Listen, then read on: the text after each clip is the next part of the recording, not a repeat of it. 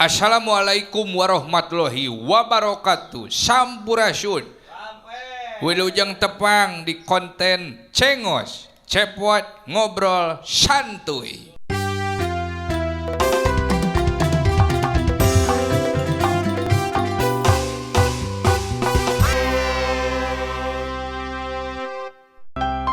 Wilujeng wayah kieu dulur-dulur batur salemur balad nuker di kota nuker nyaba di lemur batur nu maranco YouTube-na dina luhur kasur anu ngangge kuota nyalira sareng make hotspot wifi batur nu caralik nu sila nu nangkep tuur bari siduru di pipireun dapur.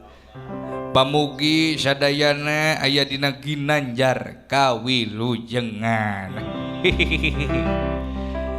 Bintang tamu di konten Cengos anu munggaran boy ayeuna aya jelma anu irungna panjang beungeutna koneng nyaeta si Dawala. Kumaha cager Dawala? Alhamdulillah seperti kemarin kuring mah. Ai aka kumaha sawalarna sehat? Aya hibar pangesdo Dawala. Masih keneh bau kelek. Nah, kabina-bina teuing. Kunaon katingali beungeutna asa baketut wae tita tadi. Apan ari beungeut teh buruan hate.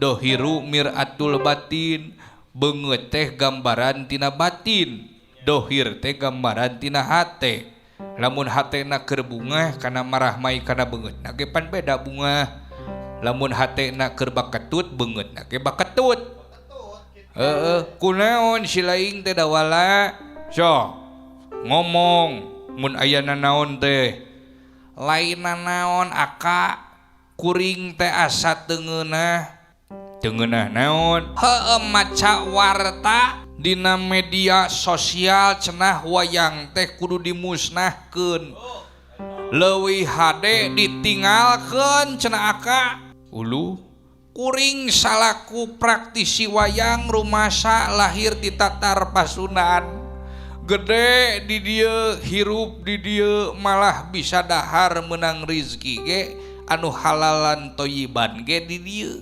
kari-kari ieu wayang kudu dimusnahkeun atuh meureun kuring teh teu ngeunah aka meureun kuring teh diduruk ka ituna teh heueuh cenah aya beja mah kitu wayang teh kudu dihilangkeun padahal ai wayang teh seni tradisi warisan ti kolot-kolot urang nu kaasup kana budaya Indonesia. Apan geus diakui ku UNESCO aka tahun 2003 sebagai warisan dunia wayang teh. Kudu dimumule katamah pan urang teh terkenalna negara Indonesia teh negara urang teh terkenalna kaluar negeri teh lain ku militerna, lain ku teknologina tapi ku budayana anu beragam teh bineka tunggal ika berbeda-beda tapi satu jua lain bineka tunggal teungeul kade malahan pan heueuh suku bangsa di negara urang teh pan loba nya Dawala nya aya laguna geuningan kumaha lebih dari 200 juta penduduk Indonesia terdiri dari banyak suku bangsa itulah Indonesia ada Jawa ada Sunda ada Bugis Papais Ranginang Wajid bala-bala seblak tulang seblak ceker nah kalakah nataan dahareun ai maneh da eta tuh mimitina tina Bugis atuh nyakana Papais kaituna teh nah ganti atuh ulah ku ada kunaon ku suku sok atuh nembalanana suku gitu sok lebih dari 200 juta penduduk Indonesia terdiri dari banyak suku bangsa, itulah Indonesia. Suku Jawa, suku Sunda, suku Kalimantan, suku Rorombehun, kengkeongeun, rematik, asam urat. Nah, jadi kalakah nataan penyakit suku atuh eta mah. Si AA mah meuni teu bale geureui wae si eta mah. Da wala nu matak teh oge kitu deui euy. Lainna naon aka? Teu ngeunah hate nyeri hate aka. Kumaha ieu lamun wayang dimusnahkeun kuring rek dahar naon aka? Padahal mah teu patojaiyah atuh aka antara Islam jeung wayang. Bener da wala. Sabab di Indonesia teh agama Islam teh jadi mayoritas, malah panglobana eta panjasana ti para wali, para ulama, wali songo baheula nu nyebarkeun agama Islam.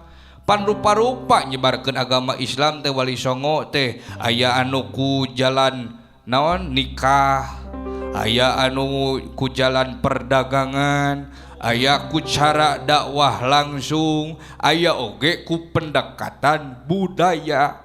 Salah sahijina make media nyaeta media wayang ku Sunan Kalijaga baheula teh. Wayang teh memang saacan Islam asup geus aya eta wayang teh. Ngan dina mangsa Islam asup tah cerdasna para wali kapungkur teh wayang dirobah disesuaikeun jeung ajaran Islam. Budayana diislamkeun.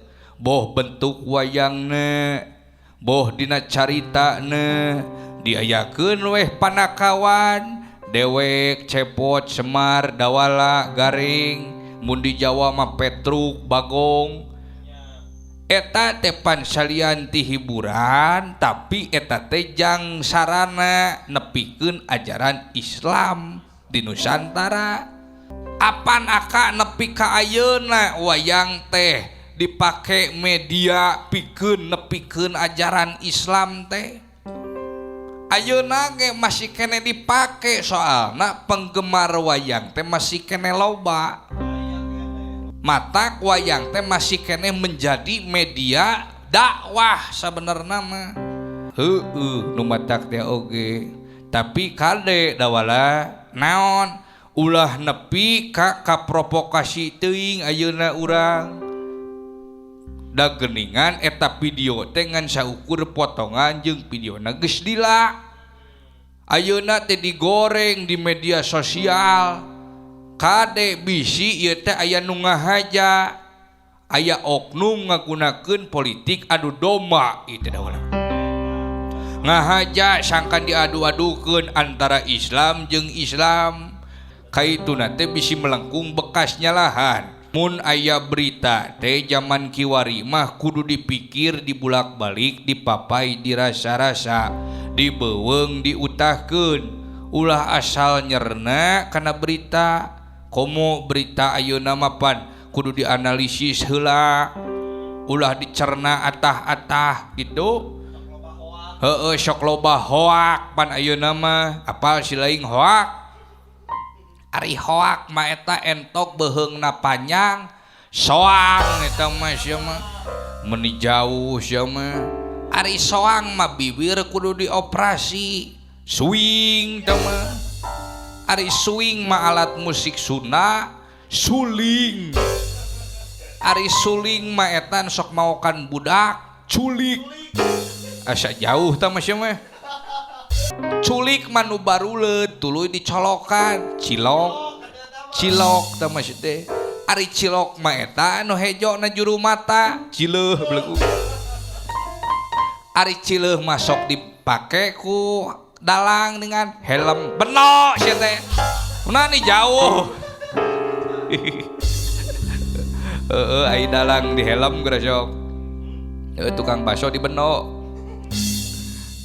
Pan aya dalang kenu di helm nya bisi teu rame pan di baledogan make helm mah aman. Nah bisi aya ulama nu teresep kana wayang malahan beh dituna nepi ngaharamkeun kana wayang miluan kana bab haram sangka naon sangkan teu pasea sok geramun aya ustad teh haram wayang teh urang teh ulah amek leres ama wayang teh haram cobian geura tuang ku ama dah haram di dahar mah malah gelas oge pan bisa jadi haram cobaan gelas tingangkeun ka kana tarang mitoha haram paneta teh hukumna teu meunang teh matak dina lebah dieu urang kudu wijaksana ngagunakeun media sosial urang bawa we hikmahna tina ieu kajadian sugan ku ayana kajadian ieu wayang bisa leuwih diperhatikeun boh ku pamarentah boh ku balarea